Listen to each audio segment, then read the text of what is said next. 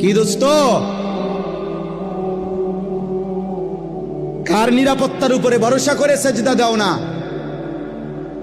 তোমার কোন আব্বা তোমারে বাঁচাবে? আল্লাহকে সেজদা দাও না নাফরমান। এই বেনামাজি, এখানে যারা আছো বেহায়া, ওই কপাল তো মানুষের কপাল না, যে কপাল আল্লাহকে সেজদা দেয় না। ও মানুষ না, ও মানুষের কোনো বংশ না, ও জন্তু জানোয়ার ছাড়ার কিছু না, ও হাইওয়ান। ও হাইওয়ান, ও মনে করছে জীবন মানে কুকুর বিড়ালের জীবন। খাও আর ঘুমাও আর ফুর্তি করো আর লজ্জাস্থানের চাহিদা পূরণ করো আর যা মন চায় তা দেখো। আল্লাহ আমাদেরকে হেফাজত করে। শেষ আমার কথা, গুনাহ ছাড়তে হবে, গুনাহ ছাড়তে হবে।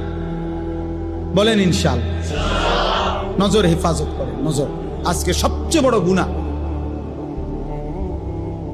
চিন্তাবিদ, পণ্ডিত, গবেষক, মুসলিম মনীষী, সারা পৃথিবীর গবেষণা এটা, সবচেয়ে বেশি গুনাহ আজকে নজর, এই চোখের গুনাহ। এই মোবাইল পাগল বানায় ফেলছে, এই নারীদের বেসামাল অবস্থা পাগল বানায় ফেলছে। আমাদের মা বোনরা মনে হয় যেন পাগল হয়ে গেছে, ওরা অস্থির হয়ে গেছে নিজের শরীর বাহারি রঙের রূপ যৌবন প্রদর্শন করার জন্য। একটা সময় ছিল রাস্তায় বাজারে সর্বত্র নারী একদিকে দাঁড়াইতো, ছাতি হাতে দাঁড়াইতো, আলগা রাস্তায় বাঁকা হইয়া অন্যদিকে ফিরত মহিলা পুরুষ পার হওয়ার জন্য। আর এখন পুরুষকে বলা হয় বাজারে হাঁটবেন কেমনে, মহিলার লেগে তো হাঁটতে পারতেন না। মানে পুরুষকে বলা হয় যে আপনার ইজ্জত বাঁচাইতে হইলে আমনে দাঁড়াই থাকতে হইবে, আমনে দাঁড়াই থাকতে হইবে। বেড়ি কিন্না সারলে যদি জাগা পান দয়া করিয়া হেবুড়ি যদি সুযোগ দেয়, আস্তাগফিরুল্লাহ, আস্তাগফিরুল্লাহ।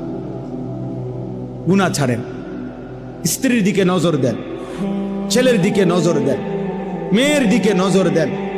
ছেলেটা সারাক্ষণ মোবাইল কেন ব্যবহার করবে?